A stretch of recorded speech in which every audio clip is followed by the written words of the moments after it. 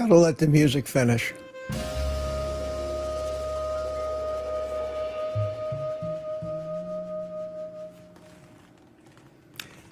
Good evening, everybody. I almost timed that out perfectly there. The music just ran about 10 seconds too long, and I had to let it go. That was gorgeous. I really, really liked that. I really liked that. So how's everybody tonight? Good to see you. It's me, Mitch, in case you didn't know. I see we've got a small but enthusiastic crowd here right at the start. Good to see you guys. Once again, let me know if there's any problem with any of the technical stuff, either the video feed or the audio. I think I'm getting it nailed after all this time, but I hate to say that. I jinx myself. So how's everybody tonight? You had enough of me yet today? I tried that premiere. I haven't done that before. I understand why they do those things. It's kind of like half a live stream, but it's not live. It is live in the sense that there's a chat, just like a live stream, and it gives the channel owner an opportunity to actually play in the chat with the rest of you guys instead of having to work and talk and put on the live stream. One of the downsides that I have heard from a number of people is that you got a bunch of ads in the beginning, and I never turn on midstream or mid-roll ads on any videos. We have that option. I don't have the heart to do it to you guys if you're stuck with ads to have to interrupt you in the middle, and I never do it. And as a matter of fact, on my live streams like this one tonight, and all my live streams, I turn off ads. If you see any ads that are run either before my live stream or, God forbid, any time in the middle of it, that's YouTube, and we have no control over that. They started that a while ago, and they're basically like, hey, we're running this stuff, we're going to put up ads. But everything that I can do to stop the stupid ads on a live stream and stop the mid-roll, what they call mid-roll ads, I do.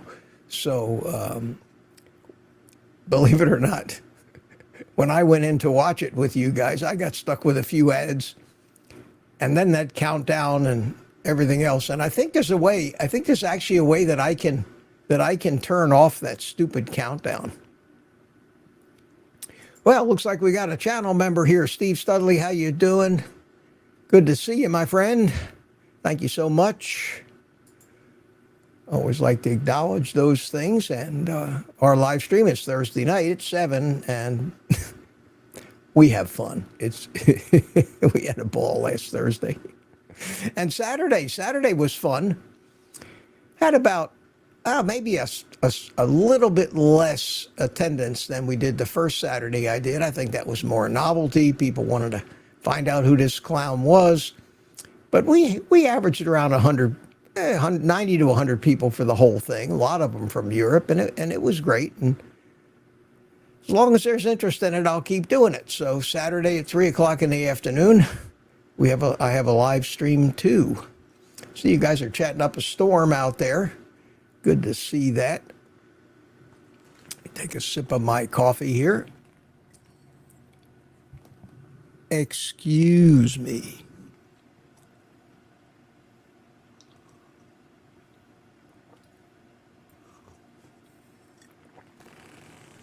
It's still hot at the beginning of my stream, which is much better than the cold coffee I get after a half hour or an hour, but I still drink it, and it still tastes good. Lot to talk about. Lot to talk about. Did you guys like that premiere thing, or would you rather me just post the video? Let me know in the chat. I'll be interested to see. My disclaimer, I'm not a doctor, I don't give medical advice. I can't answer your medical questions. I can answer questions related to my experience on living this lifestyle, what it's done for me, and by extension, how it relates for you. Now, I know that nobody's supposed to give medical advice on YouTube, not even a real doctor, because you're not his patient. He hasn't seen you. He has no firsthand knowledge of your medical situation other than what you type in that super chat box when you type in all the numbers and blood test results. But they try to be helpful. So I don't. Rosie says she really liked the premiere. Good. Boyd Lamb says coffee. Rosie is glad to see Steve. And everybody's already talking back and forth. And I'm going to start saying hello to some of you guys that were here early, and then I'll dive back into the chat here that's rolling along. We had Cliff Medina, looks like was the first one in. Hi, Cliff, followed by Jerry Bell. Hello, meat people. Janice Childers, hi, Janice. Good to see you. Boyd Lamb says, rock and roll to all the Mitchers out there. Driving home from work, should be home in time for the 5-minute countdown. Put the coffee pot on.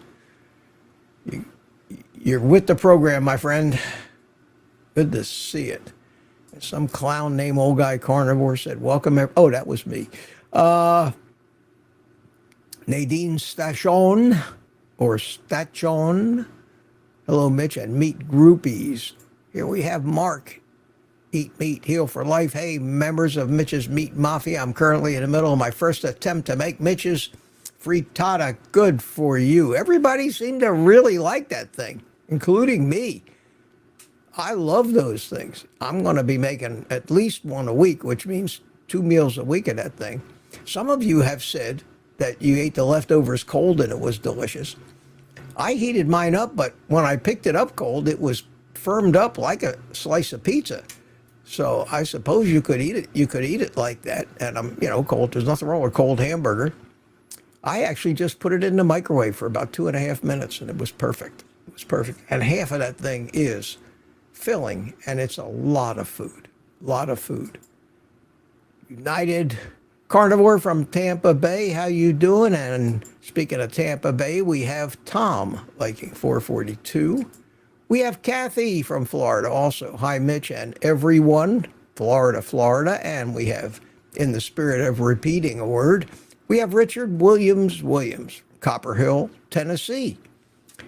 All around frugal shopper. I have fun making those shopping videos. And interestingly, today, I thought there were a couple of funny moments in that video. I used one of them in the beginning when I was coming out of the freezer, making the freezing my ass off comment. I thought that was funny. But the funniest thing was when I came face to face with the robot floor sweeper. It was coming towards me down the aisle. I was walking towards it down the aisle. I needed to get around it to keep going past where it was. And I stopped, and it stopped. And I figured that the two of us would stand there all day if I didn't move first. So I scooched off to the aisle on the left, and then it went on its way and passed me, and then I continued on my way, and I had a thought. And the thought was, and I said it out loud, I said, this is what our future looks like. Trying to stay out of robots' ways. And it dawned on me that the friggin' robot won. It won. It made me get out of its way. That's not right.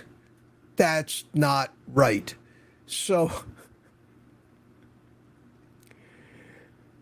whoever programs those things needs to figure out a way to prioritize humans, and for that thing to somehow find its way out of the way and let the human pass. But as it stands right now, they got one up on us.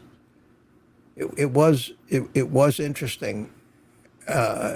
Mark says he'd never buy one of those robot vacuum cleaners. I still don't. I don't know. I never had one. Every one I've ever seen usually got stuck somewhere, going around in circles or just bumping into things. So, not for me. Not for me. I like technology, but sometimes you can over tech yourself. So we got Ellen is here. Scooby the dog, good evening. And Jeff, it's good to see you, Ellen. Glad you could make it. Impressive. Talking to Mark. And Thomas saying hi to Ellen. And here we go. Everybody's talking to each other. What did Rosie say? Rosie said, we enjoyed the frittata and have leftovers for another meal. I will be making this again. Great. I love it when I come up with something that actually makes a hit. And people like it. I liked it. Now I have to outdo that and come up with something new. I'm working on it. Who else we got here? Sandra, the voice of reason in a world run amok. Yes, ma'am. The world, it is crazy. It certainly is.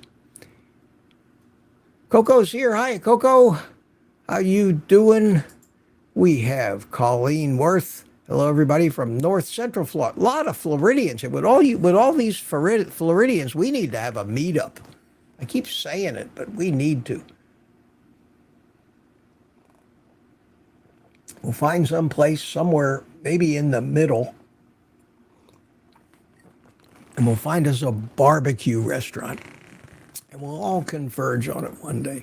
Don't let me forget that. I'll try to figure out a way to put that together. Linda Price is here. Hiya, Linda. And here is a YouTube user. Aren't we all? What are Mitch's thoughts on oatmeal?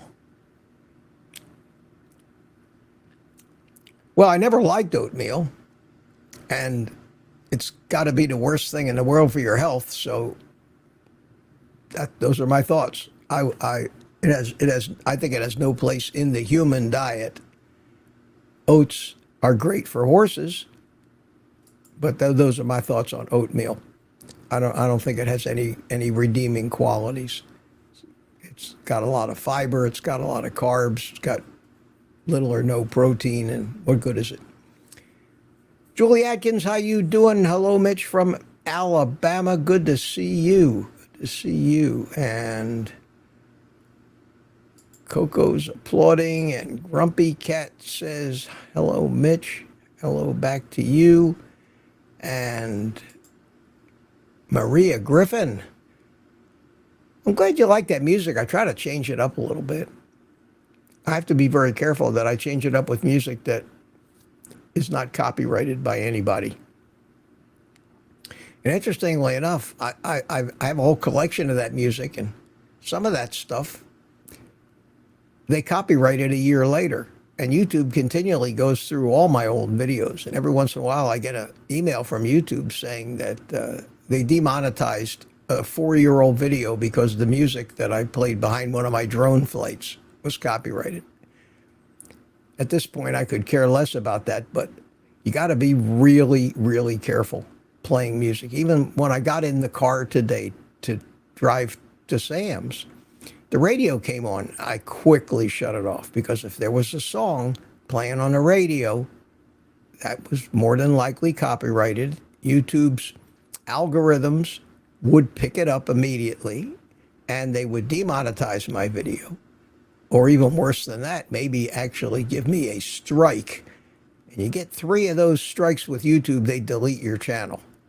So they don't mess around about this stuff. And like everything else, there are people out there who purposefully game it and try to claim copyrights on everybody else's video and just create nightmares. Just create nightmares. Mike K, how you doing, Mike? Good to see you. And Juan is here. Juan Manuel K60 from Chile. Hola, Carnivoros. How you doing, my friend? Good to see you. I expect to see you Thursday night. DB. Cheers to Coco. Grumpy Cat found all the emojis. Cool. And let's see, anybody I haven't said hi to yet. I said hi to Steve as he joined the private community, and Tammy's here. Tammy Pitarch, how you doing? Good to see you. Good to see you. And Tina Schweikerath is here. Glad I made it to your life. I'm glad you got here. That's great. Thanks for coming in. And who is this? Unretired carnivore. You know, I could claim that handle too, because right now in my life, I am absolutely the furthest thing from what anybody would ever consider retired. But I love it. I love it. I tried retired. I don't want to be retired. Texas, Tom Shaving Tips. How you doing, Tom? Good to see you and glad that you're here. Barbara Serum, I made a frittata today, half for tomorrow. Yeah, nobody can eat all that. You got to be a pretty big person with a hell of an appetite to eat all of that. And anybody else new before I get on with stuff? I don't want to go a half hour just saying hello, which is what usually happens to me. Boyd Lamb had said coffee. Yeah, I'm up to about 5 minutes after the start of the show with the chats where I am right now. Michael Bregler's here. How you doing? Good to see you, man. And Ellen is talking. Mark is talking. Mark C is here. Hey, Mark, we got a lot of Marks. This is the other Mark. Scott Warner. Hello, Mitch. Watching from northern Wisconsin. Carnivore since March 1st. That's great, man. You're over the hump then. If you've been at it for, that'd be almost 3 months now. Good for you. Congratulations, man. And we have Ann Johnson is here. You like the shopping. The shopping things are fun. And they're fun because you never know what's going to happen. And somebody had asked me if anybody ever told me to shut the camera off. And no, that hasn't happened to me yet. But then again, I only go into these stores when they're really stone empty. You saw even in Aldi this morning, there was just like 2 other people in the store besides me. And no, nobody ever bothers me. And I'm getting braver about it. I used to be self-conscious about it, but now I'm using that 360 camera, which really lets me get creative in the editing and the panning and the zooming and actually show some decent shots, because with that camera, you can't miss anything. It records everything all around you all the time. When you're sitting at the editor, you just have to pick out what you want to show and transition from one place to another. So I worked out it today, and I was kind of proud of the way it came out. I thought that the actual photography and the steadiness of with the camera and all that, I thought was improving. And I worked real hard to improve both the video and audio quality. Today was the first time I actually wore a wireless lavalier mic, so that my voice would be constant and steady. And I figured if anybody saw it, they'd say something. Nobody said anything. The only opposition I had all morning was that stupid floor cleaning robot. Other than that, no problem. I imagine that if I went in there when it was really crowded, then there'd be privacy issues. of me showing other people. And I don't want to do that. Legally, you're supposed to get a release signed from everybody that might appear in any video you put out. So I don't want to have to, I don't want to have to bring 3 people with me, an agent, a manager, a secretary, to ask people to sign release. And that's just not practical. At any rate, Ellen is talking, and Oscar Rodriguez is here. Hi, Oscar. Good to see you, my friend. And the chat keeps going. There's Tina. Danny C. Boy and girl Carnies, hello. Good to see you. Here's another one. Gamer Mom. Hello, everyone. Hiya, Gamer Mom. How you doing? Tammy says she loves my supermarket sweeps. I don't do much at Aldi anymore. About the only thing I buy at Aldi anymore are those pork rinds and some hamburger occasionally. I used to buy almost all my food in Aldi. The 3-pound bags of blueberries. I would eat their bacon. I would buy their eggs. When I was on keto. But the big box, the Costco's, the Sam's, just seemed to be better for this lifestyle. Dixie's here. Hi, Dixie. How you doing? You lost playing? I did. I lost. And, you can't reason with those things. You can't negotiate with them. They're programmed just to stop until the obstacle goes away. It could last longer than me, although it could only last as long as until the battery died, but then it still wouldn't move. Stupid thing. And they turn those things loose in Sam's Club first thing in the morning. And when you go in early, which is something that you do. I see Rosie got my attention there and said, there's a question. SB has a question. SB, buy me a cigar. SB, is that the question, Steve Sully? Can you buy me a cigar? Oh, SB, here it is. Here it is. Here it is. Here's the question. I found it. I don't know if I can find it in this other chat. It's hard to pick stuff up. I won't put it on the screen, but he said, SB said, and I do want to answer questions. So if I haven't said hello to you yet, I just didn't get down far enough. I think it's time to get on with some other stuff. What are your thoughts on carnivore and healthy digestion? Does it heal irritable bowel issues?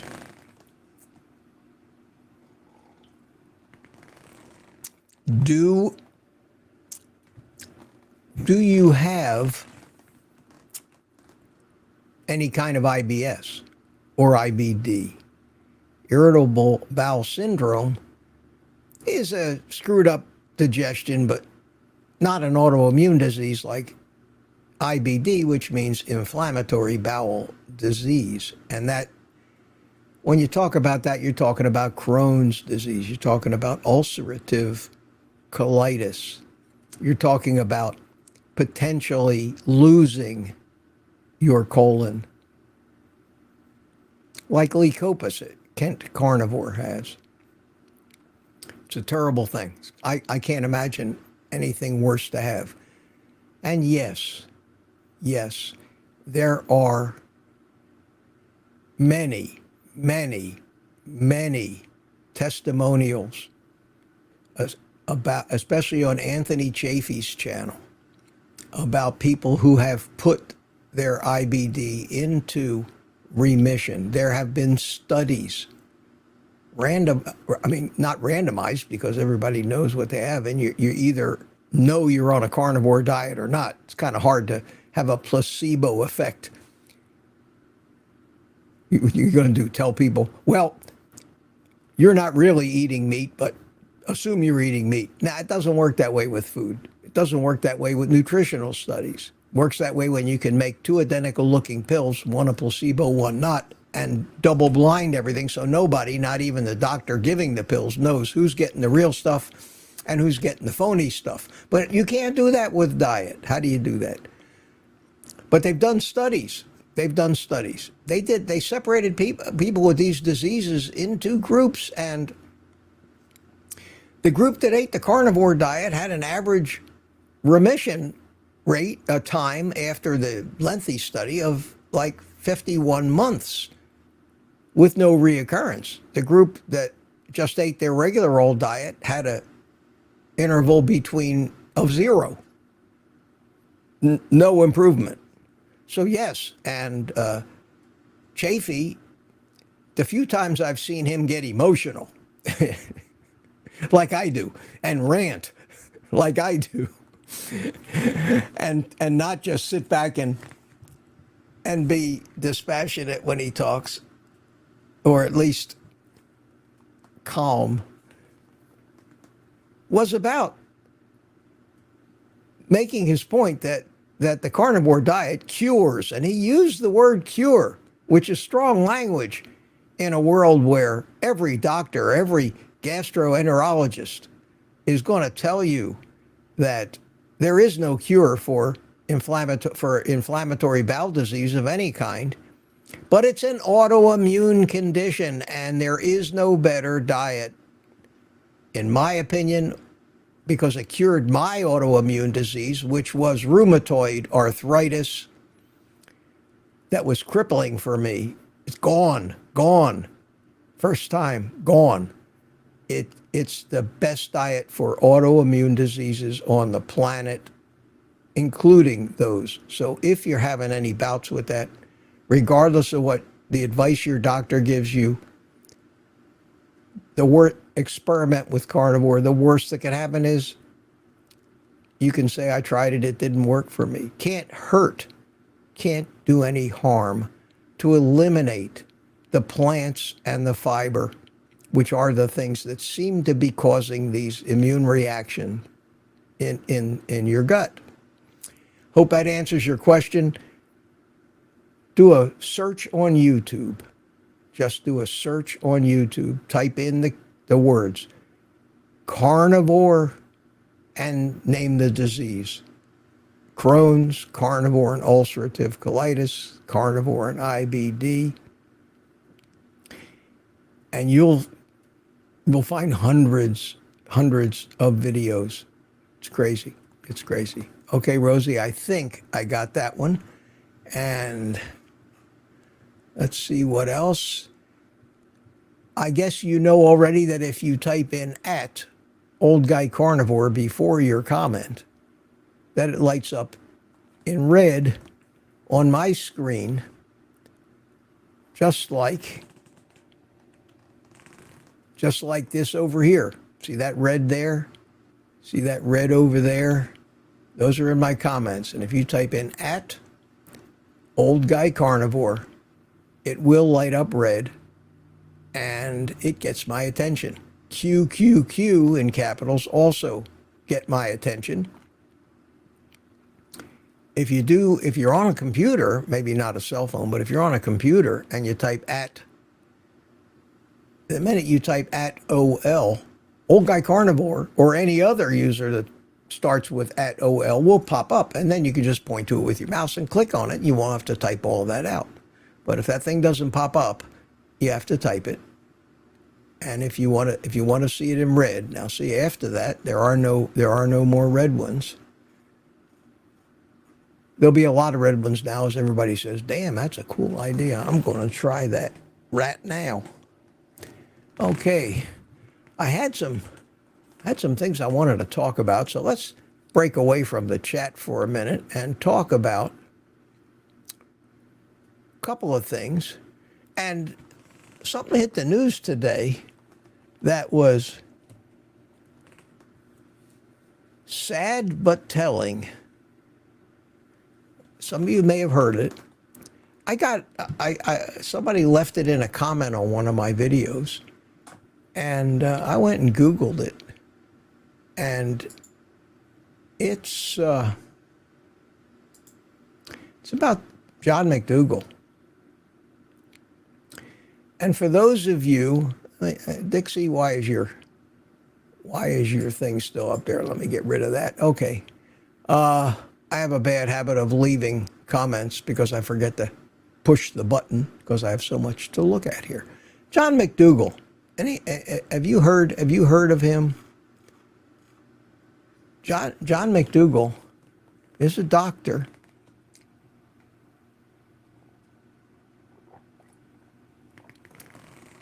Huge in the vegan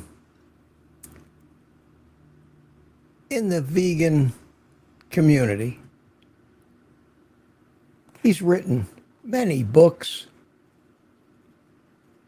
Here's some of his books. The Starch Solution, The McDougall Program,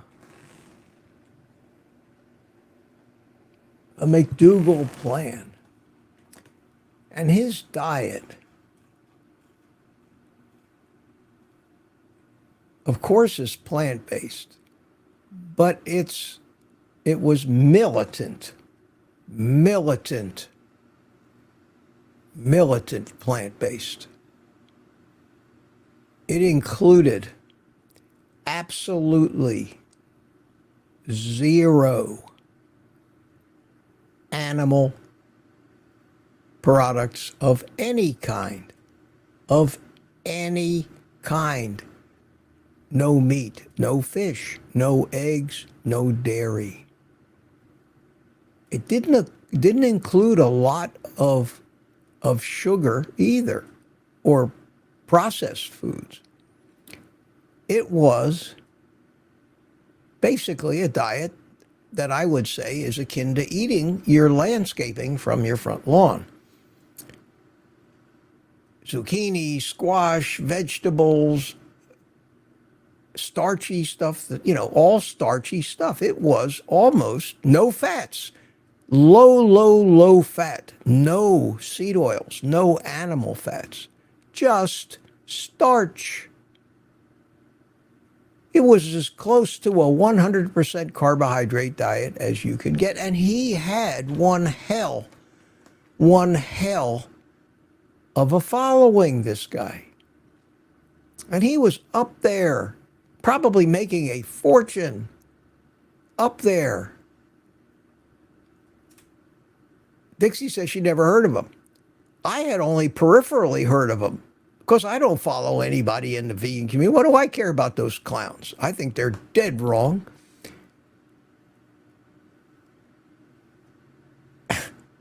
And I don't want to be insensitive, but John McDougall is dead wrong as of a couple of days ago. Now, it's not fun to pull the "I told you so" on somebody like that. It's cruel, and I don't buy into that. I do remember what they did to poor Robert Atkins when he died. How you heard it on the news. Well, this fad diet killed him, obviously. I mean, they don't hold back anything. They have, there's no taste or tact or finesse in any of those people when it comes to their messaging. The thing that hit home for me is John McDougall was born 1 week after I was born, in May of 1947. We were exactly the same age. Now, his story was that he had a stroke when he was a teenager. And that story was one that he played on for his whole career, crediting his diet for giving him his health back and everything else. He was 77 years old. Kevin Smith says, yes, McDougall was brutal on Atkins. Yeah, these guys, they didn't hesitate. And I guarantee you, if any of the carnivore influencers were to die, even if it was of something totally unrelated to carnivore, they would be all over it. You'd see it on CNN. You'd see it everywhere. They would take any opportunity, whether it's true or not, in true political form, to vilify us. And I'm not going to do that with him now, because we don't do that kind of stuff. But I thought it would be something that we should talk about, if nothing else, to say, hey, this guy that was born a week before you seems to be doing pretty good, eating nothing but the things that you have completely eliminated from your diet. And I'm certainly doing better than that. Now, there's some questions here. Is McDougall diet healthy? McDougall's diet plan has been called a low-fat fad diet. Now, this is actually on Wikipedia, so that may lead to boredom with limited food choices. Excuse me a second.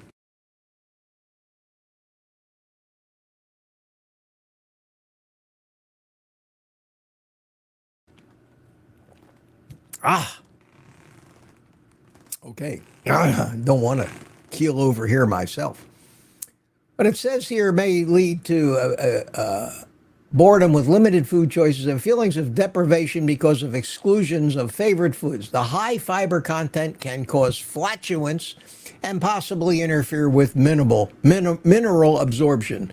So I'm in shock just like you. I actually saw something in print that doesn't glorify this absolutely ridiculous way that the only living things on the planet who should eat this way are ruminant animals, like cows and goats.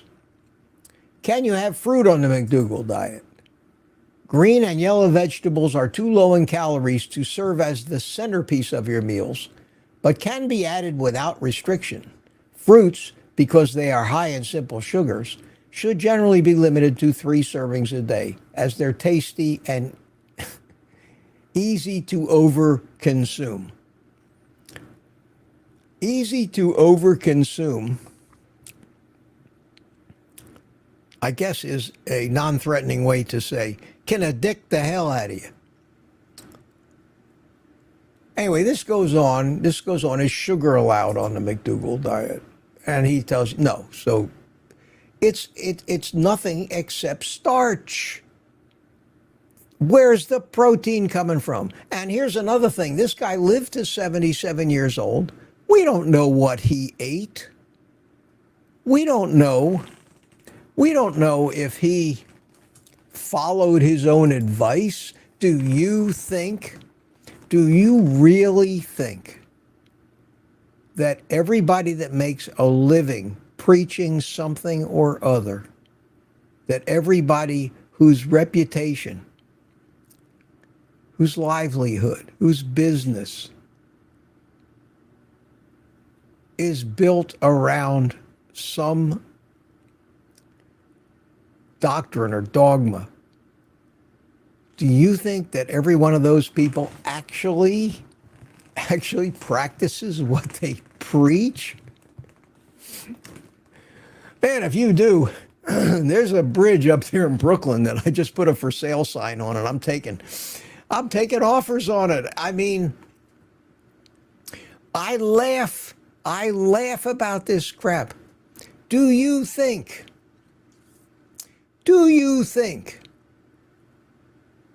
when the G7 meets, the global elitists all fly over to Davos and places like that in their private jets, spewing pollution everywhere with their agenda to fix global warming and to fix the human diet and get rid of cows? That's their agenda. When they go over there and they have their banquets at night and they all sit around in their banquet room, Do you friggin' think that they're being served the John McDougall diet of squash and zucchini and salads and raw vegetables?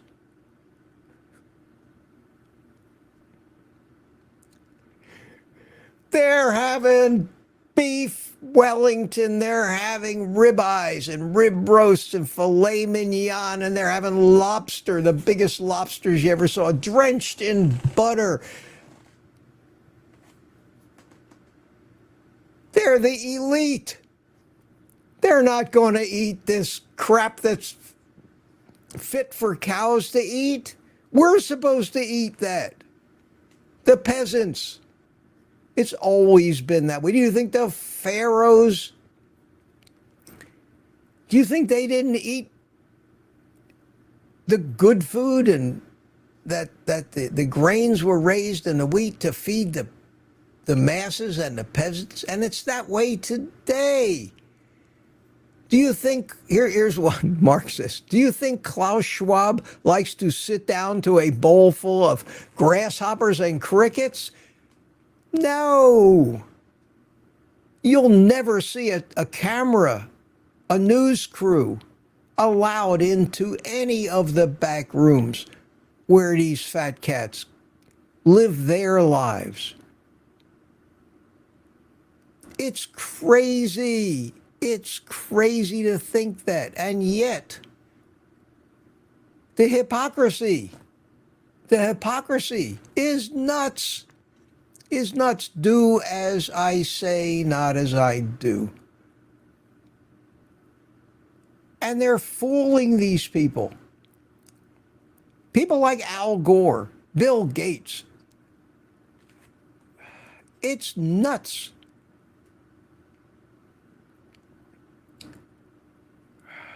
At any rate, that's John McDougall, my friend. Rest in peace. I'll probably never talk about him again. I'm certainly not going to make a video about him. That's for sure. That would be lack taste. And I don't think you're going to see too many carnivores making tasteless videos like the vegans would do if the shoe was on the other foot. I guarantee you. I guarantee you. Now, on a lighter note, and on a proud note, I had to take a screenshot of this. This is, besides a few bucks I make doing this, which helps. We all got to live. The thing that makes me continue to do this, and the things that makes it really gratifying for me to do this, are comments like this. And I don't know if you could read it or if I can make it bigger. Yes, I can make it bigger. Here it is. Let me read this to you. This is from Richard Powers, and I hope I don't embarrass you, Richard, but thank you so much. I just want you to know, if you're watching, how much this comment meant to me. Mitch, I had my biannual physical this morning. I'm a 64-year-old widower of 2 years standing. I started carnivore by finding you on March 11th, 2024. March 11th, wasn't too long ago. I was weighed in a paper gown, and I am down 52 pounds, and my blood pressure was near perfect. First time in many years. I told my doctor what I was doing, and he said, keep doing what you're doing. It works for you. That's what they say. My blood tests were good too. Doctor said if this continues, he will take away the blood pressure pill. This is the first time a doctor congratulated me. May the good God bless and protect you. I really think you and the message has saved my life. Burn more coal, pump more oil, eat more meat, smoke them if you got them. That, my friends, is my kind of guy. And it's messages like that go right to my heart. And thank you. Thank you for taking the time to write that. I really appreciate it. I really appreciate it. All right, let me get back to the chat. a little bit here and see what I'm missing. Aunt B highlighted me in red and said I was spot on. Yeah, I was talking about McDougall. Question, did McDougall have brainworms? Nadine says. I don't know, and we'll never know anything. I went looking. When I heard that, and I had planned to talk a little bit about it tonight, I went digging, trying to find out what the hell he died of. We're never going to hear anything. We don't know anything about the guy. We don't know anything about his health. We don't know if he had any conditions. We don't know if he was malnourished. We don't know if he's been fighting a disease for a long time or a condition for a long time. We don't know what his diet was. We don't know if he was on any medications. We don't know if he supplemented that nutrient deficient diet that he recommended to people. We know nothing. We have no idea whether he was vibrant or he was on the way out. And we will never know. That will be locked up, and he'll be glorified as a hero that saved so many lives by steering them away from the evils of red meat and animal products. That's the world we live in. And it's hard, and we fight it. We fight it all the time. And interestingly enough, we're thriving. We're thriving, but they still keep reminding us about how high cholesterol will kill us as they die, emaciated, undernourished. There are hundreds now of videos of vegans turned carnivore that have saved their life doing so, and jump in front of the nearest camera or to be interviewed by Sean Baker or Anthony Chafee or Ken Berry and tell the story to try to wake people up that are killing themselves like they were. Again, we don't know what people eat. We only know what they tell us they eat, which is why we can't trust any of these epidemiological studies that are based on surveys. Most people, even the wife beaters out there, if you look them right in the eye and ask them the question, sir, do you beat your wife? No. Of course, people are going to answer the correct answer to a question like that. Same thing with the food. You ask people how much red meat and saturated fat they eat, they know that it's frowned on in general society. They're going to tell you, no, not me. I eat only healthy stuff, raw vegetables. Bullshit. None of that data is data at all. It is fantasy. And that's where they base all their scientific studies, is on that fantasy put down by people on the surveys about what they want you to think that they eat. Boyd Lamb. Steve Studley thinks I'm very kind. Got you all fooled. Smoked salmon. I had some today. Meat maw. I haven't seen you before. I like that. And Kay Gray, another new one. John McDougall believed he was saving the planet. He thought raising beef damaged the earth. He also believed in it. Yeah, he was the liberals' liberal. They all are. They all are. Give them a cause. They all need a cause. Doesn't matter if it's right or not. Just make up some propaganda so they can believe it. And they become your useful idiots and will carry your message to the ends of the earth. And they wear ribbons for everything and wristbands for everything. Rush Limbaugh used to make so much fun of people wearing all these ribbons for causes. They didn't even know what half of them meant.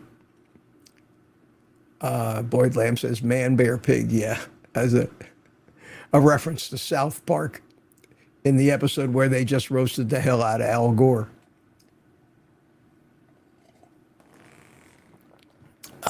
Steve Studley. Tammy says, nobody starts snacking now. Yes, yes. I can tell you this, and I hope I have the reputation now of not exaggerating and not being a liar, because I tell you what's on my mind. If some people don't like me because they don't like the things I tell them about me, and they go away, and that's fine with me. My goal is not to have the biggest channel, it's to have an audience of people who let me be me and appreciate what I do. And I may not be the best at it or anything else, but if you work hard, you want somebody to say at least thank you. Mitch, you have a very kind heart towards it. I try not to hurt anybody's feelings. That's why it took me so long to actually start just hiding people from my channel. I tried to reason with people. I tried to, be nice to them without actually being mean like some people are. It doesn't work. It doesn't work. You can't. You just can't. You can't deal with these people. You have to avoid them. That's why I won't debate them or negotiate with them at all. Start your own YouTube channel. You can say anything you want. And rest assured, I will not be watching you. Why would I? You'll be amazed. I can't even begin to count the number of YouTube channels that I actually tell YouTube, don't recommend this channel in my feed anymore. They don't have to do much. Couple clickbait titles, gone.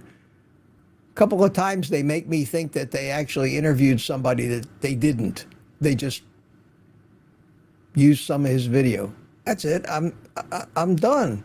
I'm done. I don't want to be fooled. I don't like to be fooled. But you all know how I think about snacks. I think that one of the greatest lessons I learned, and I keep talking about it, and I keep trying to impress on you why it's so important. And I even mentioned it in my video today. There's two things. Don't snack and don't drink a lot of water with your meals. I'm not the only one that said that. I heard Ken Berry talking about that, I think, last week. He was asked the question, how much water can I drink with my meal? When you eat a meal, you start a process. It starts with a cephalic phase response when you even think you're going to eat. Your body turns on all kinds of physiological things and pathways and mechanisms and procedures, and you start ramping up, and you're starting to generate insulin. You're starting to make stomach acid. It's not something you can just turn on in an instant. And the food should come that was anticipated because you've gotten ready for it. And when you fill your stomach full of food, you should let it go through its digestive cycle, just like your washing machine. If you stop your washing machine a third of the way through and take out the clothes, they're not finished. They're going to have soap all over them. They're going to be wet, and it's not going to work. They have to go through a bunch of different stages, and our digestive system is like that. It has to be processed in the stomach and then passed to the small intestine, and then the small intestine has to hit it with everything it's got and break down and extract all the amino acids and the vitamins and the minerals and get them into the bloodstream, and whatever's left over gets dumped out the other end. Now, with carnivore, there's very little ever left over. So if you start sloshing down a gallon of water, or worse yet, Diet Coke or soda or one of these big gulp things while you're trying to eat a carnivore meal, you'll dilute your stomach acid to where the pH isn't even that acidic, and the stuff will not get broken down. And this digestive cycle should run for 3-4 hours before you start cramming more food in. So if you eat a meal, make sure you don't eat again anything, not even a bite, because 2 hours into digesting a meal, one bite of food in your mouth signals the start of another cycle, and you just screw yourself up. Let your digestion happen. And if you must eat another meal, eat it 4 hours after you've finished the first meal. And that's how I schedule myself. I eat 2 meals a day, no less than 4 hours apart, no more than 6 hours apart. And that's it. In 2 years, I have not deviated from that, except for the time where I was 1 meal a day for a while, in which case I certainly didn't deviate because I only ate 1 meal. But other than eating my meals, in 2 years, I have not put a bite of food in my mouth. Cured all my digestive problems. It cured everything. I mean, it let carnivore work for me. And there's so many people out there, and you see them in the comments. I don't know what's wrong. I've been doing carnivore for 3 months. I haven't lost a pound, and none of my conditions have healed. It could be something as simple as the fact that you're snacking and you're not letting your digestive system work, and you're not getting the nutrients in that food where they need to be. You're just pooping them out the other end because they didn't get digested. There's always a reason for something. And I know, because it took me I like to say it took me 75 years to learn all the little things that screw you up. The big things are kind of easy. Just saying eat meat, don't eat plants, that's easy. But the nuances of this are where the difference between success, mediocrity, or outright failure happen. And then you have addiction to contend with too.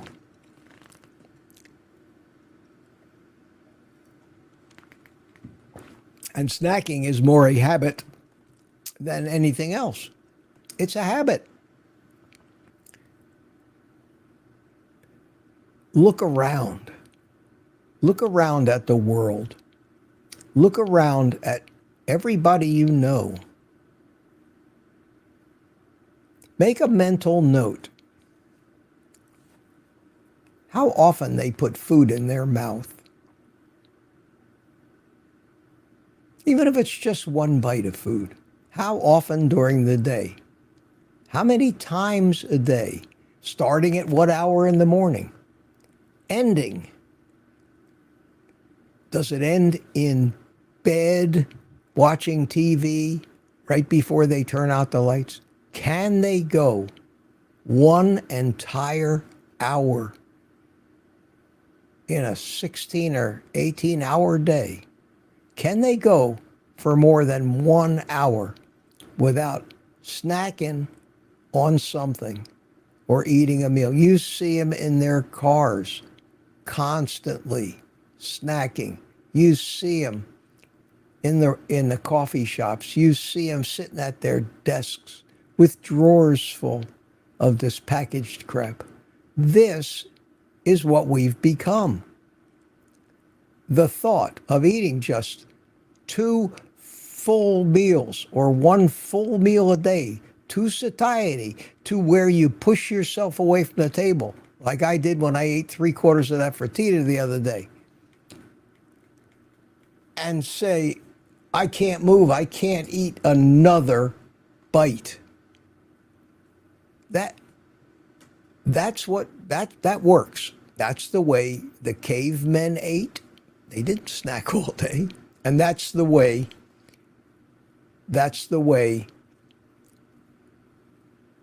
we are supposed to eat. That's my view on snacking. Take it for what it's worth. Think about it. Look around. Look at yourself and see what you do. See what you do. Oaktown girl says, can't chat, she's listening. Sorry to hear that. Anybody got a question? I'm looking.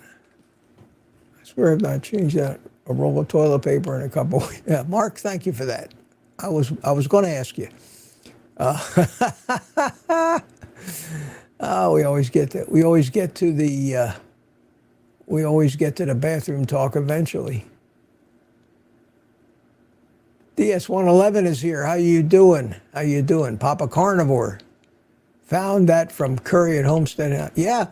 Oh, speaking of that, that's another announcement I want to make. Sunday.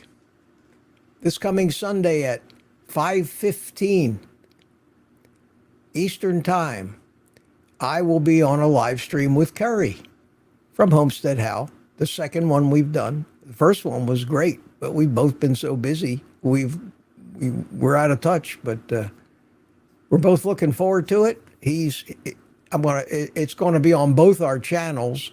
I let him create it on his channel, but it'll be broadcast on both of our channels, and the chat will be mixed. And I'm hoping for some big attendance in that thing. That'd be great. That'd be great. Listen, you guys, I have to do this. I have to give you my shameless plug here.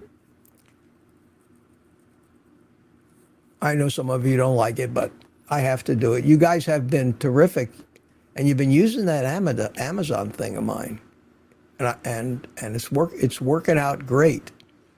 In fact, it's working out so great that Amazon is becoming my pen pal now.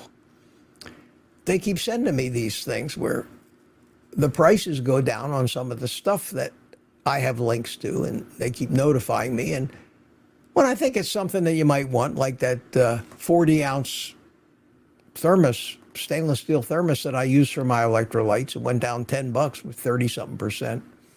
I just put a community post out there. If you don't like those things, just ignore them. But for things like air fryers and things, when they come down to half price, and I looked today, and that 7-in-1 Ninja is still $179, which is a tremendous deal on that. I'm surprised it's still that price, because the cheaper one, the 551, the one that like I have, which is a 6-in-1, it doesn't have the griddle with the heating elements in it, is back up to like $230 or $240, and it's cheaper than this 7-in-1. So that's still out there. The links are on my website, oldguycarnivore.com, and Amazon is having kind of a push here at the end of this month, and they put up some incentives, which, every little bit would help me out.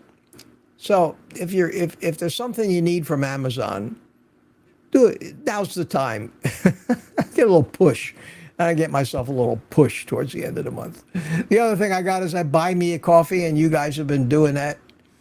And I really appreciate those things. I really appreciate those things. There's some stuff I want to buy for computer stuff and some camera stuff I'm looking to buy. And believe me, that's where I use the money that this channel generates. So I want to thank you all for that. And some of you have been very ambitious in doing that, and I really, really appreciate it. End of shameless plug. That's the only commercial you get on any of my live streams. I should say this live stream is brought to you by, me.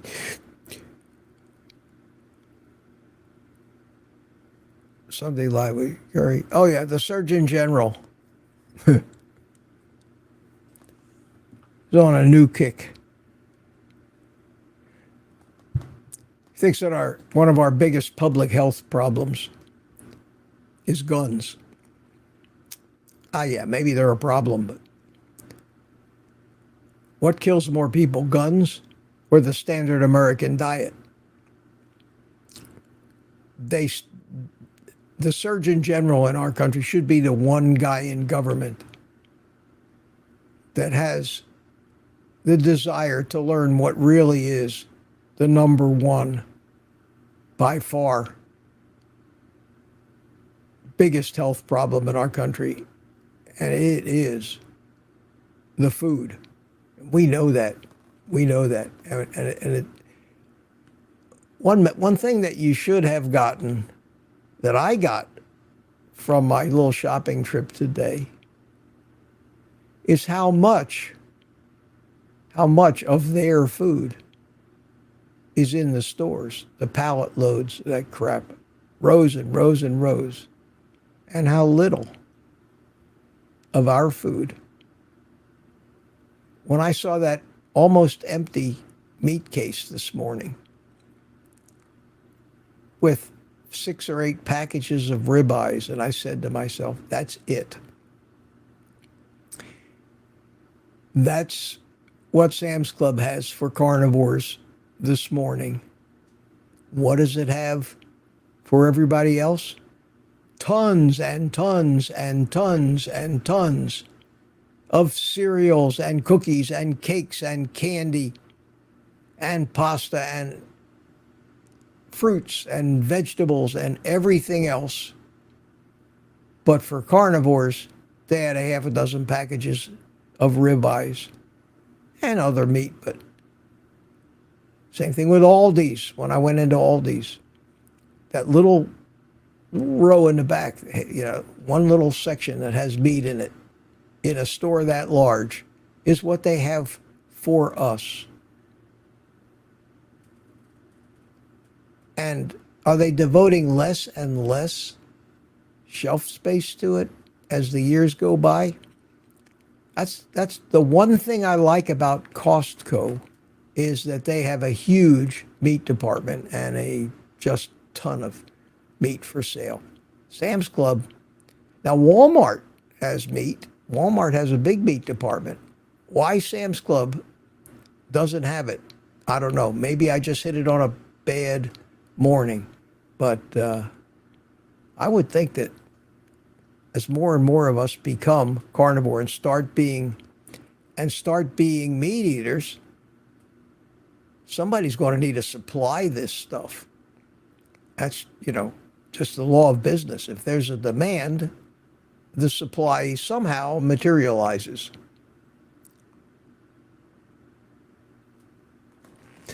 So now you guys are talking about curry, how old you is, Boyd asked somebody. Papa Carnivore said, I just bought Dr. George Eads' book, Change Your Diet, Change Your Mind. Highly recommended. Well, there's no doubt that this diet certainly does improve your brain and the way you think. And the way you think.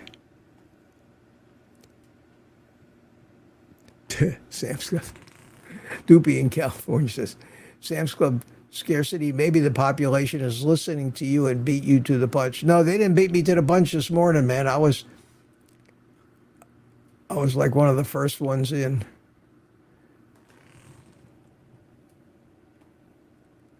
I don't see any questions for me. In fact, I don't even know why you guys need me here. You're just all talking to each other and having a good old time. Aunt B says, Old Guy Carnivore, I'm going to use your affiliate with Amazon for my shopping. Thank you so much. You know how to do that. You just go in through one of my links. Oh, here's a question. Grumpy Cat says, Hi, Mitch. I asked you to put them in red. I should probably look.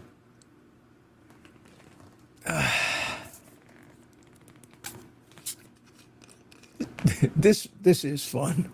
I gotta tell you guys, it's fun doing this. Being surrounded with all this crap, with all these monitors. I even have my side view going tonight. Here's my side view. What do you think of that?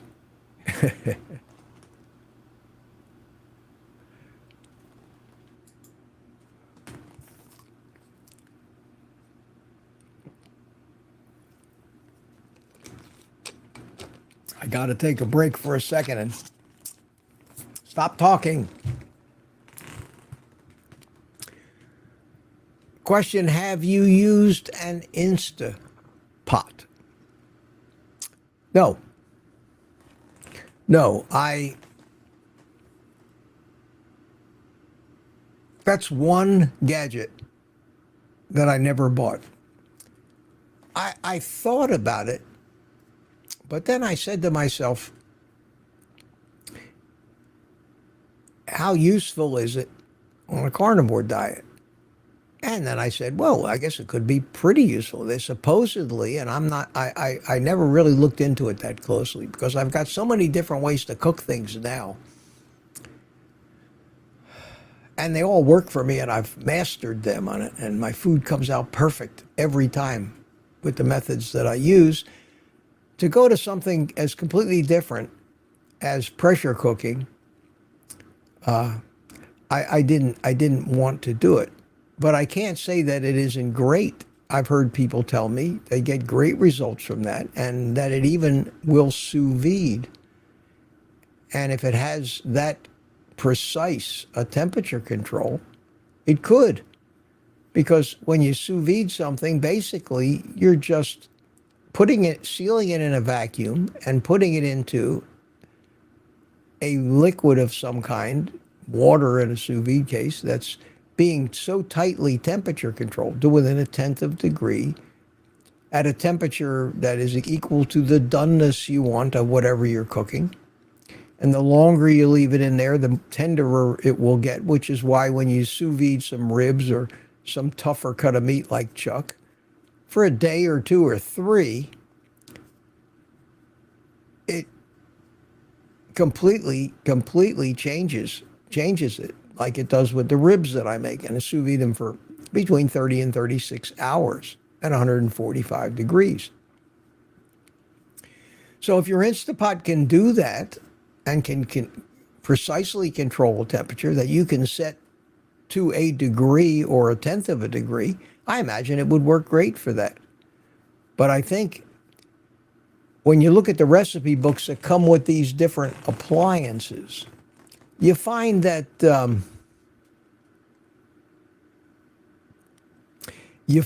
they're made or designed, same thing with most air fryers, to cook a huge range of foods. And of course, we don't eat that huge range of foods. We don't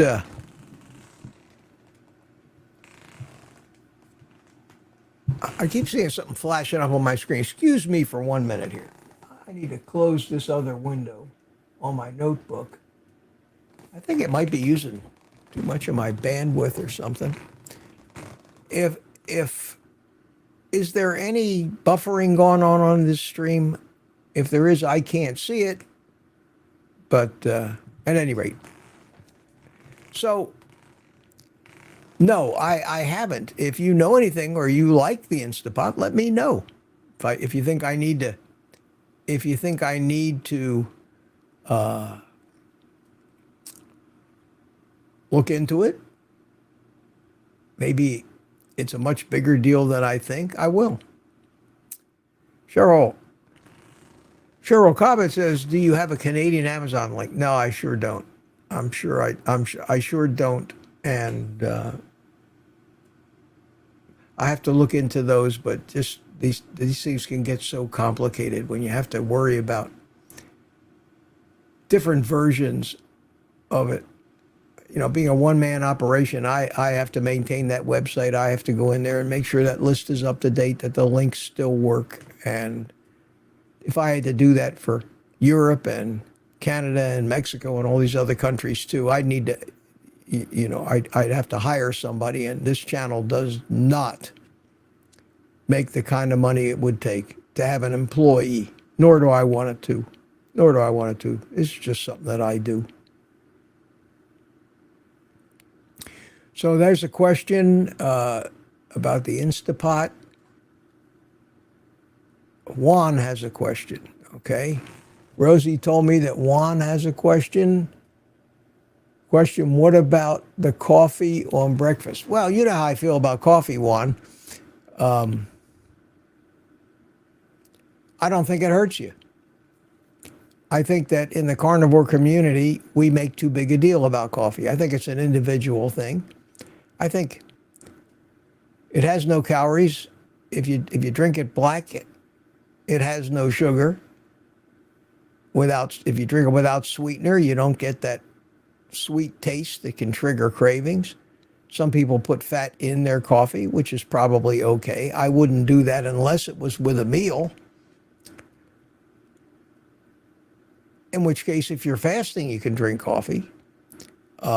Yeah, it comes from a plant, but we can handle that. Our ancestors made teas and brews from plants, mostly for medicinal purposes that they figured out worked. But drink your coffee. That's why I keep smoking my cigars. I don't think it hurts me, and we get, whatever it takes to make you happy, because you're certainly not getting your happiness from your food like you used to. You're not getting that dopamine rush. You're not getting it from coffee either, I guess. But if you like coffee, drink your coffee. And I just don't intend to quit. I don't care what Andrew Huberman says. For every video that tells me how bad it is, I can find another video that tells me how good it is for me. So that's the thing about videos. I don't care what your side of any argument is. You can always find something to support your argument and make you feel good that you're doing the right thing and everybody else is wrong. Whoa, we got Melissa Campbell. Thank you so much. Let me find that. Wow. There's something I don't see every day. Oh, I got to go all the way to the bottom of this other chat. Come on. Bear with me, folks. You guys have been prolific in this chat. There it is. Melissa Campbell, thank you so much. Thank you so much. Very, very generous of you. Love your channel. Thanks for sharing a part of your life with us. Thank you too. And I try to entertain too, and I hope you guys are, as well as maybe learning something, having a good time. I want everybody to have a good time. Even when I rant, it's with the intention that you laugh and have a good time. Have a good time. And again, thank you so much for that. Really appreciate it.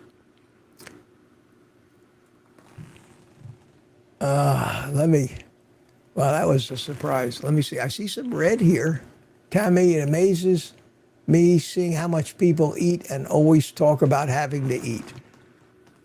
Tammy, absolutely, the average person. I mean, just ask them. How long is it going to be before you think you're starving to death? How many people in the course of a day say, God, I'm starving. I need to eat. You've heard this. I need to eat. Well, when did you eat last? Man, I think it's been 2 hours, I need to eat. I'm sorry, and that's what happens when you're on a sugar roller coaster, which everybody's on. And that's why your blood sugar plummets. And yes, you do need to eat. You've eaten your breakfast. We all know this. This is the average American's day eating. Honey, what's for breakfast? Special K, skim milk, some fruit, a big glass of orange juice, and a pastry. Okay. Well, that's 100% sugar. So you eat that breakfast, you eat the Special K, that's sugar. You eat the skim milk, that's all the sugar but no fat. You eat the orange juice, or drink the orange juice, which is not only just sugar, but high test concentrated sugar, pure sugar. And then you eat something else like a pastry or dry toast. God forbid you put butter on it. Maybe with some margarine. Why not add a few seed oils to this sugar while we're at it? And your insulin goes through the roof. Your blood sugar spikes and your insulin spikes. And you go to work and you get a spike of energy from all that rapidly absorbable sugar.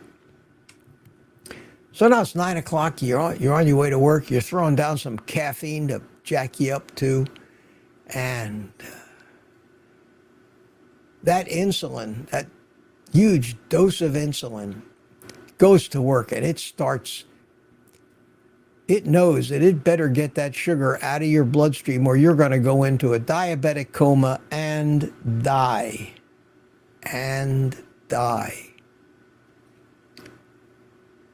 So it starts signaling your cells to take the sugar into the cells. That is, if you're insulin sensitive. But there's all kinds of things that could have developed that get in the way of that process. But in most people, the sugar from your bloodstream will start to get crammed into your cells, and your blood sugar level just plummets. Well, that's all well and good, but when your blood sugar level gets to a certain point, you start to become hypoglycemic, which is also deadly and can kill you. And this is what happens to a diabetic, a type 1 diabetic, who has to control their own blood sugar with insulin. If they happen to overdose on there, take too big a bolus of insulin, and didn't eat an appropriate amount of sugar, because you have to figure it out. Well, I ate this much sugar, now I need this much. If you overdose on insulin, you can put yourself into a hypoglycemic condition and die, which is why most type 1 diabetics will always have some sugar with them, like a candy bar or something that they can take quickly if they feel like they're going to pass out from low blood sugar. Well, this is what happens to everybody on this sugar roller coaster every day, every hour or two. So 10 o'clock in the morning comes along and you're craving hungry. Your blood sugar is dropping. That insulin is still high. It's still in your bloodstream. It's still signaling the cells to pull that sugar in. Your cells are getting glycated with more sugar than they were ever meant to happen. Your red blood cells are getting glycated. Your A1C has gone through the ceiling. You're getting weak. You need a Danish and a coffee with a half a pound of sugar in it. So 10 o'clock in the morning, you get a sugar fix. And that's what the morning snack is. And that's what Starbucks is for. So you can have the biscotti and the pastries and that thing they call coffee, one of those foo-foo drinks, and you feel okay and you feel better. You feel better. Until noon. Until noon, when the whole thing happens again. Marcia Tremblay, thank you so much. Gifted 5 memberships. Now, I don't know if you know how that works. I think I may know how it works, but what will happen is 5 people will get an invitation to have a month membership in our private community for free. And Matthew, it's not Michelle, it's Matthew. I'm wearing my wrong glasses. Matthew Tremblay, thank you, Matthew. That was really nice of you, man. So if you happen to get a notice that you've got a free month of membership in my private community, take advantage of it. Join up. If you don't like it, just cancel it at the end. You don't have to keep it up. But thank Matthew for that, and I appreciate that. Thanks so much. Like to see that community grow a little more. We got a great group of people. It's up to about 112 people now, and it's growing little by little. Little by little. Whoa, there's my buddy Chris Hope. How you doing, Chris? Good to see you. Chris is my old drone buddy from Texas. Stops in to see me once in a while, and good friend. Good to see you, my friend.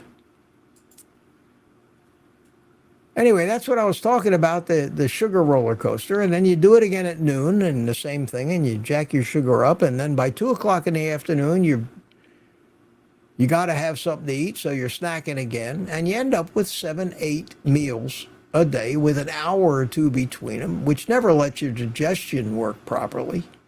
And that's the life of somebody who's a primary sugar burner metabolism. Now, you go on carnivore, you become a fat burner. Your blood sugar never spikes because the only sugar your body gets is what it makes through gluconeogenesis, and it only makes what it needs. So you never get an insulin spike. And your blood sugar kind of levels out, and your insulin levels out. And all the bad things that high insulin does stop happening. Bad things like insulin resistance, metabolic syndrome, all that stuff just doesn't happen anymore. The hormones that control your appetite start working like they're supposed to, because most of them are affected by whether you have excess insulin in your blood most of the time. So you eat a big meal, and lo and behold, your hunger goes away. And since your blood sugar never elevated, it's never going to plummet, since there wasn't any insulin to do that.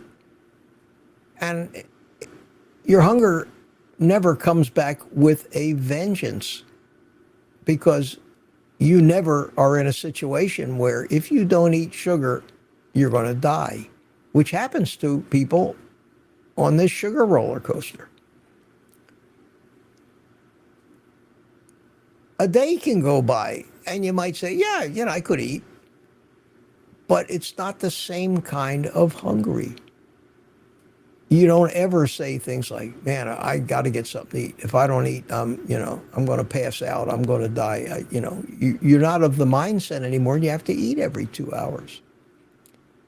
And 99.9% of the people out there are on this regimen of eating, and you see it every day. That's why I said if you don't take notice of it, start watching for it. I do. I notice it. I notice that people are constantly taking something and putting it in their mouth and chewing and swallowing it. Taking something else and putting it in their mouth. Constantly, non-stop. They have one meal a day. All day. How do I know that? I used to do that. We all used to do it. That's why carnivore seems so strange. That's why, and I'm making a video. I got a video. I'm planning to make it now. To talk some tough talk about carnivore. We all like to talk about how easy it is and how you don't get hungry. There's some things about carnivore that absolutely require major changes in the way that you live your life. You can't continue to live the life you've lived, because that life and all of its activities and all of the things that we do to entertain ourselves, we can't do them anymore. We can't fit in. They all revolve around food and junk food and alcohol. Our society is based on eating and drinking as our primary source of entertainment. You know that. You can't go on a date without going out to dinner and then going out for drinks. You can't go to a sporting event without a pickup truck tailgate full of food and coolers full of beer. You can't go out on a fishing boat without a cooler full of beer. You can't even get in your car unless you got a snack. You got a cellophane bag full of something you can munch on while you're driving. And if you forgot You can pull up to any drive-in restaurant and buy something. None of that stuff, I learned, fits in with people who don't care about food very much, eat one, maybe 2 meals a day, don't think about food or drinking alcohol or drinking sweet drinks or drinking foo-foo coffee drinks or from Starbucks at all, and who don't want to or can't be around those things because they are addicts and trigger their addictions. The thing that made carnivore the easiest for me is something that I think most people are not in a position to do. I live alone. I have nobody influencing what food is in my house. I don't have to sit and watch anybody eat anything that I might start to crave. I don't go out anymore. I have very little social life, and that's fine at my age. But if I was in my 40s, I don't know if I could do this. I don't know if I could do this. And I think that some of these things are hard things that we need to look at and before we make these commitments and realize that this is no life, or figure out a way to still have a life and create your activities around things that don't rely on eating and drinking, which is the way the human race did it for eons and eons and eons, up until the last 100 or 200 years. And even back to medieval times, everything was, based on, at least if you had money, it was based on eating and drinking. You can't play cards without having snacks and beverages. You can't do anything. I can't think of a thing. These are things we need to talk about, I believe. I think that we need to be cognizant of it, because it's a shame to think you can do this and then find out that you have to give up too much. So maybe, I don't know, I don't want to be a downer, but maybe it just takes more planning and being a little more realistic about just how much of the lives that we've lived won't be there without the partying and the food and the drink. Again, for those of us that are older, our lives quiet down anyway. We're not going out every night dancing and partying, and so it's easy. It may be easier. Maybe that's why most of the people that watch me and communicate with me who are successful, and there's a lot of you, maybe it's because you are a little older and you'd rather have a slower life than that mayhem the way it used to be. At any rate, I don't want to throw too big a downer into this mess, but it's something that needs to be said, needs to be talked about, and I'm going to make a video about it and try not to be too morbid about it, but let me thank Doopy, California. Doopy has bought me some coffee tonight. I have my notifications on my phone turned off, so I didn't hear it, but I did notice it, and seeing as we're live,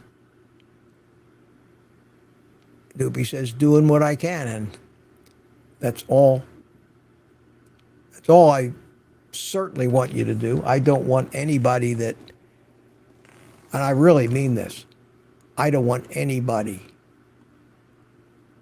that's strapped financially, because I've been there. Believe me, I don't want anybody not to buy me a coffee, not to buy anything on Amazon that you don't need, that you don't absolutely need. I I wish I could send you guys some. I don't want anything for what I do from people that can't afford it. I mean that. I would feel awful. I would feel awful if I knew that buying me even a coffee would create some kind of a hardship for you or make you do without something. That would break my heart. I can't do that to people. And I would never do it to you. So please don't feel bad. Do what you can for your health. Buy the best food you can afford. And be part of the community. You don't need money to be part of this community. You need a desire to help yourself. Exercise the freedom that you still have, at least, to help yourself. Now, Rosie said Juan has a question again. Did I miss Juan's question? Or is that the question? Oh, that was the one about the coffee and breakfast. Okay, I'm all over this chat. At any rate, Doopy, thanks so much. I appreciate that, man. Or woman. I don't know. Sometimes I don't know. I just don't know.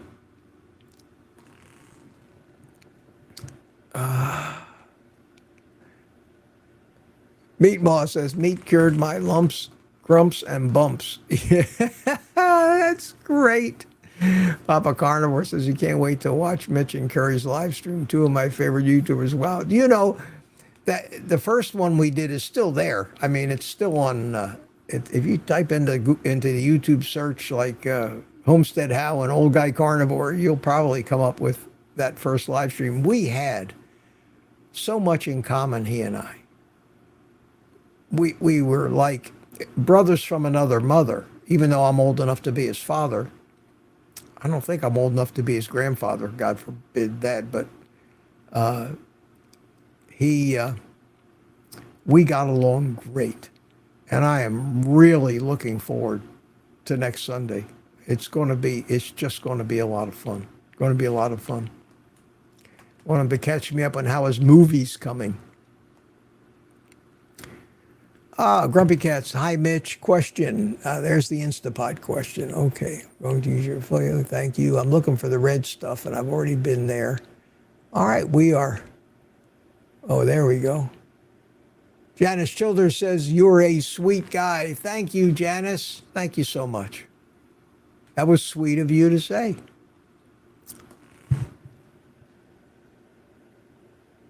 I think I went over everything on my list that I wanted to talk about and some stuff I didn't, I guess.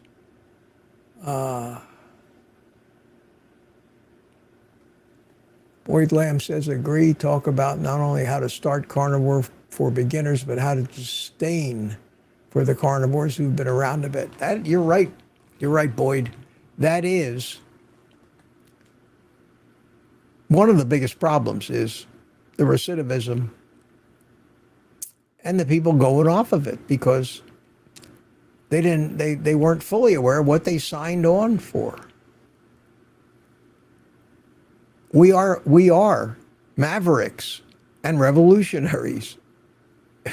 I mean, there's no other way to. That's how I feel. That's how I feel. We are the Davids, and they are the Goliaths. We are doing everything exactly backwards from what they think is the right thing to do. If it wasn't working so good, I wouldn't have the resolve that I have. But my total food intake for today was a piece of meatloaf from my ginormous meatloaf with bacon on it, which I took 4 servings of and vacuum sealed and froze, and I had one of them for my first meal today. And for my second meal today, since I got some pork rinds in the house again, I took some smoked salmon, maybe about not quite a half a pound of it, and I took a bunch of pork rinds, and I made myself, I took the sliced smoked salmon and I put it on a pork rind and I ate it like an hors d'oeuvre, and it went crunch, and it had the smoked salmon taste. They're delicious. I love those things like that with the pork rinds. And I had a burger, half a pound, because I bought all that ground beef today that I wanted to package up into 1 pound packages, and one of those 5 pound things weighed 5.5 pounds. So I took the extra half a pound, made a meatball out of it, threw it in the pan, squished it down, and I had a half pound burger, and I'm full. And I finished eating about 4:30 this afternoon, so that's all digested by now. I'm not hungry. I could care less about eating anything. I will not eat anything until close to noon tomorrow, and I won't be hungry. And if anybody a couple of years ago had told me that that was even possible, I would have told them they were out of their friggin' minds. What planet do you live on?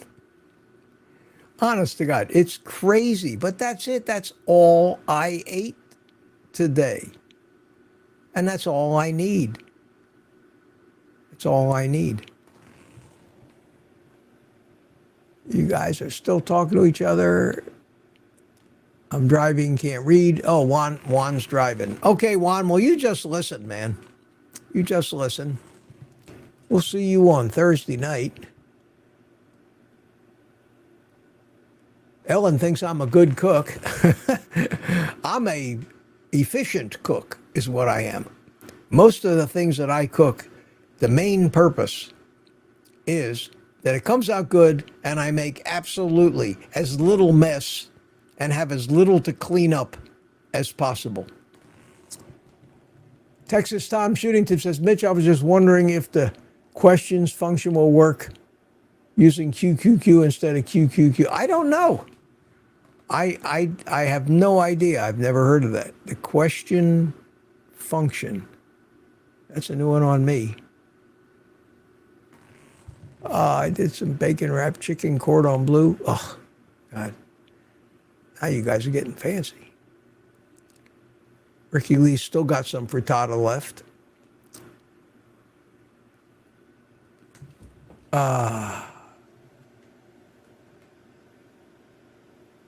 You guys are giving each other advice. I like that. Dairy is talking about dairy.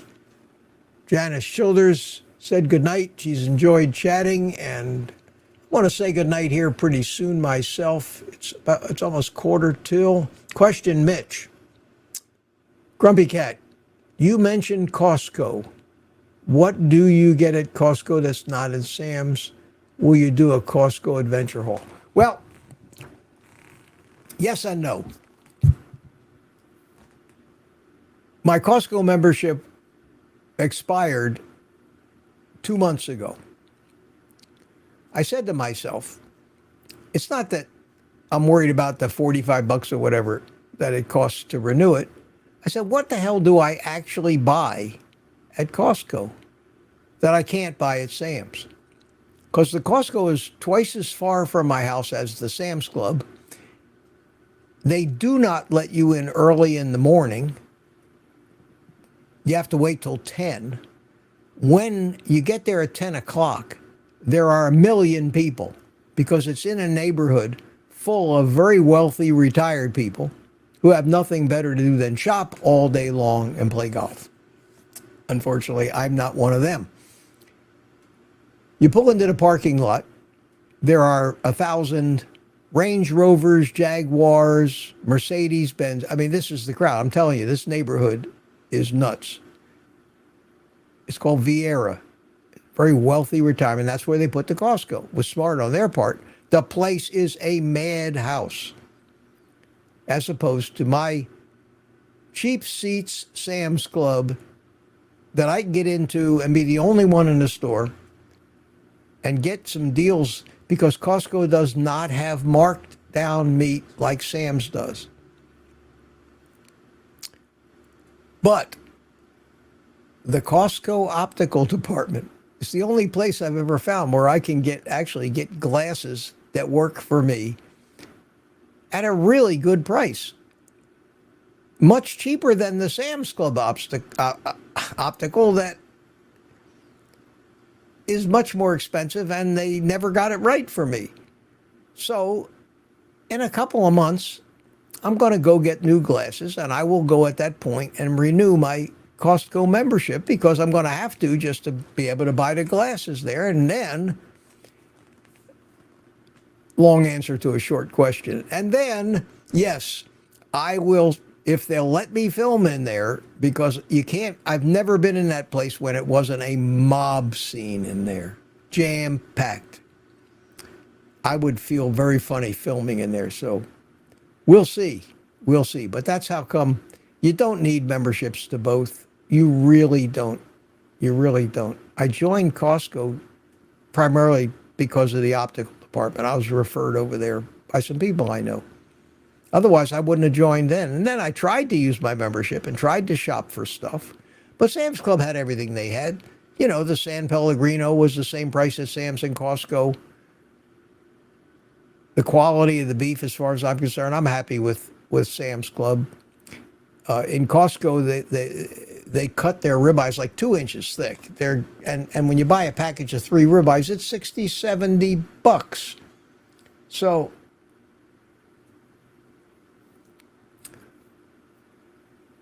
I don't need them that thick. I don't want them that thick. At any rate, we'll see what happens. I hope that answered your question. I've never really came out of Costco with a haul, not like Sam's Club. I want to shop all day and play golf, Boyd says. You and me both, buddy. You and me both. Ellen says, that was why I originally joined Costco. First needed prescription glasses and told they were good to, yeah. I'm not the only one, Ellen. At any rate, I like Sam's Club better. It's much closer. Sam's Club is just a little over 2 miles from my house. I could walk there. It's 8 o'clock in the morning. That's the deal. Now, to get in, you have to have a Plus membership, and it costs $100 a year. But you get their credit card, and you get 5% off everything you buy, and you get 5% off gasoline anywhere. And their gas at Sam's Club is 30, 40 cents a gallon cheaper than the cheapest gas station. It's crazy. Everybody else is paying right now $3.30, $3.40 a gallon. Sam's Club is about $3 a gallon. So I buy the gas and I get the extra 15% off, which means I'm paying $2.85 a gallon. To me, it's worth it. It's worth it to have the credit card, get in early. I save more than the difference on the marked down meat that I buy, because most of the fish and meat I buy, I get marked down. So it's crazy. It's a good deal. Good deal. So my friends, if I missed anything tonight, my humblest apologies. Thank you all so much for coming. I'm looking at the chat. It's almost all green. You guys are my rocks. Love you all. Thanks so much.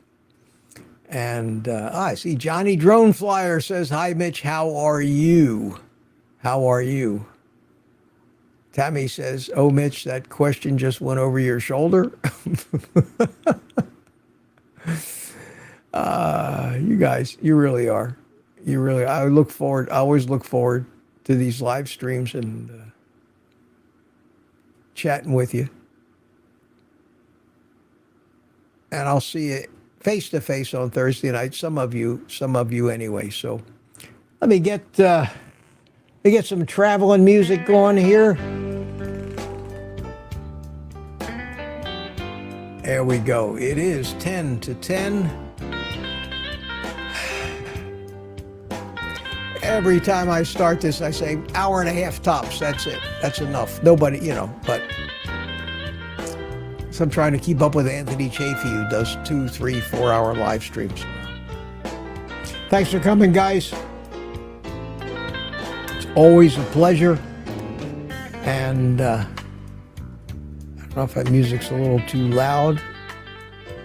I'll put on the ducking. What the ducking does is it dulls the music down when I talk. When I stop talking, the music goes back up. So when I watch the replay, I'll see if that really solved anything. And on that note, I am going to thank you all for coming and tell you, of course, even though there's not much of it left, take the rest of the day off and eat meat.